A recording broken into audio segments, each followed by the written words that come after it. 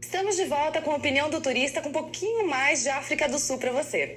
A gente estava falando da cidade do Cabo, né, Alice? E eu estava vendo aqui essas fotos e o que é aqui exatamente? Você estava me falando que foi onde o Mandela... Isso. É muito legal, assim, da cidade do Cabo tem uma área interessante que é o waterfront, assim, que tem inúmeros bares, restaurantes e tal.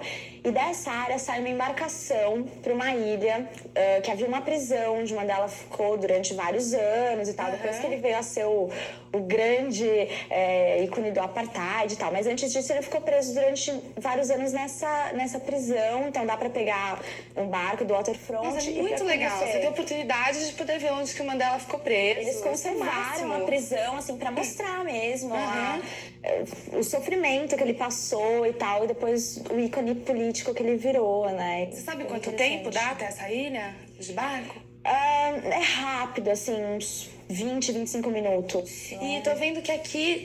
O que é aqui? É um caminho? É o caminho. Você tem que percorrer pra pegar a embarcação? O próprio caminho da embarcação, eles param em alguns pontos da costa. E, assim, dá pra ver barcos naufragados, dá pra visitar, porque...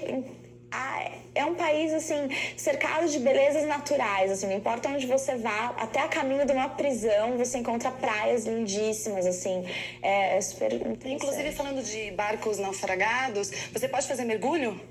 Pode mergulhar, tem vários cilindro pontos. Inclusive, a gente fez uma viagem, depois que eu saí da cidade do Cabo, a gente fez uma viagem por toda a costa de Durban, passando por Jeffreys Bay, que é a praia dos surfistas, assim, quem gosta de pegar onda. Altas ondas. Altas ondas. Jeffreys Bay é uma das mais famosas e assim, tem várias praias que dá pra fazer mergulho, assim, nessa costa de Durban, que é bem interessante também. E a gastronomia, que você falou que tem uns barzinhos antes de você pegar a embarcação e tal. Como é a comida?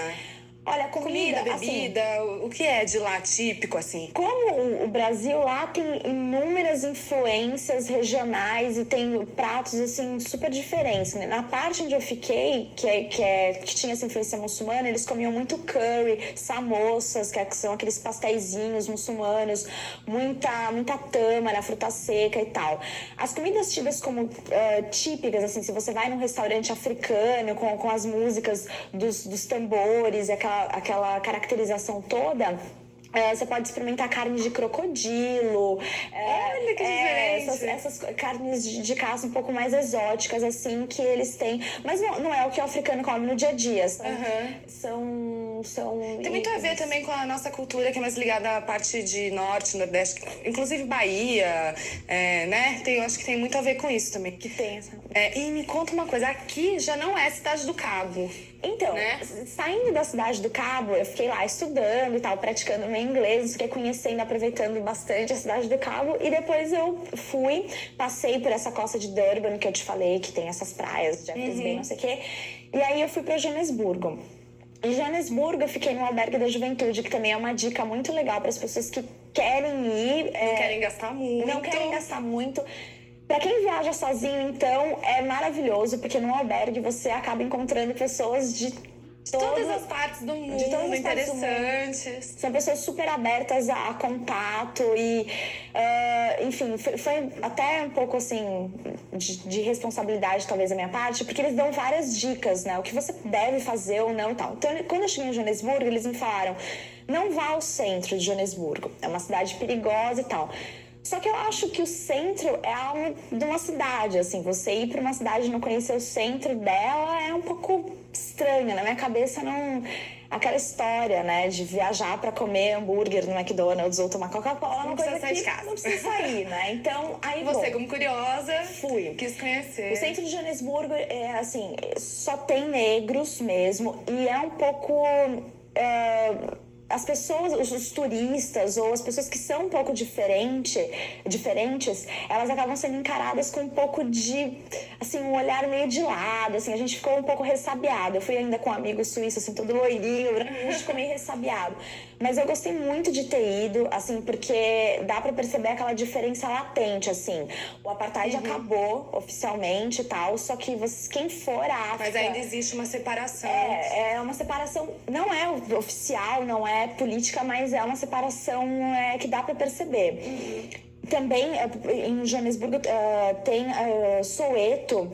Que é essa foto, eu tirei uma foto da foto, assim, Soweto é um bairro, assim, muito característico, muito peculiar da África do Sul. Se a gente for pra lá com o nosso olhar brasileiro, assim, vai parecer muito com as nossas favelas daqui. Mas a gente tem que olhar Soweto, assim, lógico, pelo lado da miséria também, que é muito triste, da pobreza, do sofrimento que as pessoas têm ali, mas também pelo aspecto da revolução, das conquistas sociais que eles obtiveram em Soweto. Assim, o Mandela morou lá e eles têm uma conscientização política muito forte nessa região de Soweto. E é super interessante porque eles fazem artesanato com assim, canecas com miçanga. Que dá para os turistas estarem comprando. Compram, e aquilo acaba ajudando eles a se sustentarem também. Quer dizer, Joanesburgo é super interessante nesse aspecto. Ah, legal. E agora, o que é de mais famoso na África?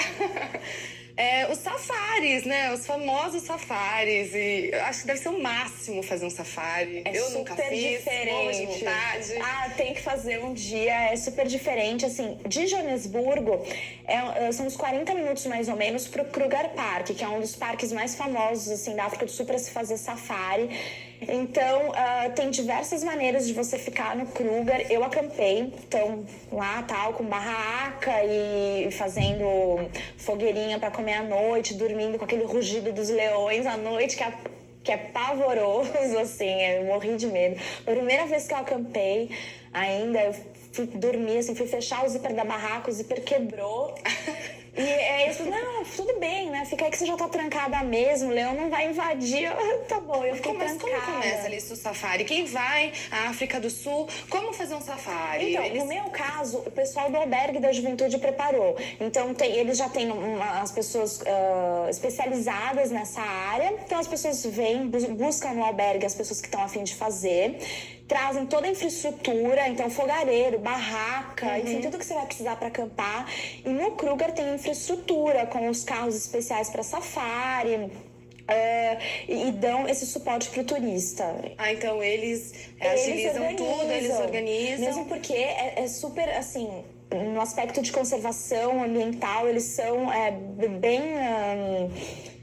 conscientes mesmo, então não dá pra você chegar lá a sua bela vontade e fazer o que você quiser, assim, tem toda uma organização dentro do parque e aí de acordo com o teu perfil, a tua condição financeira você vai fazer, então você pode ficar num super hotel de luxo, até o famoso The Palace, que tem na África do Sul também, né, que é um exemplo, assim, único hotel 6 estrelas do mundo. Você tem a oportunidade de ficar num albergue, que é um lugar mais simples, economizar dinheiro, como também ficar num hotel 5 estrelas. Super ultra luxuoso e tal.